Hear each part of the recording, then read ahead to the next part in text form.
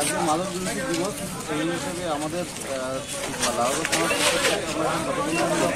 এখানে অনুষ্ঠান করছি, পদযাত্রা করছি, লোককে সচেতন করছি মদ মাদক যাতে এখানে না থাকে। আর এর সঙ্গে আমরা একটা ক্রিকেট টুর্নামেন্ট ফ্রেন্ডলি একটা ম্যাচেরও আয়োজন করেছি, যাতে মানুষকে এই বিষয়ে দেখাতে পারি যে মদ বা নেশামুক্ত হয়ে খেলা এবং শরীরচর্চার দিকে মানুষ আরও উৎসাহী হয় এবং সেদিকে যায়, সেটা একটা দিকে দেখানোর জন্য আমরা বিভিন্ন জায়গায় পুলিশ কর্মীদেরকে দেখা যায়, কিন্তু এই এলাকার স্থানীয় ক্লাবের সদস্যরা অংশগ্রহণ করেছে। এখান থেকে কি বার্তা দিতে চাইছেন আপনারা? আমরা পুলিশ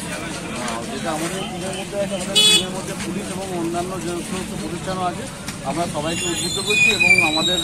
সমস্ত জায়গা থেকে ক্লাব এবং অন্যান্য জায়গা থেকে যে সাড়া আসছে, তাতে আমার মনে হয় যে আগামী দিনে আমাদের যদিও এখানে মাদক বা ড্রাগের খবর অনেক ভালো, সেখানে কিছু নেই, তবুও এখানকার লোক অনেক সুস্থ সবল থাকবে এবং এই জায়গা থেকে দূরে থাকবে।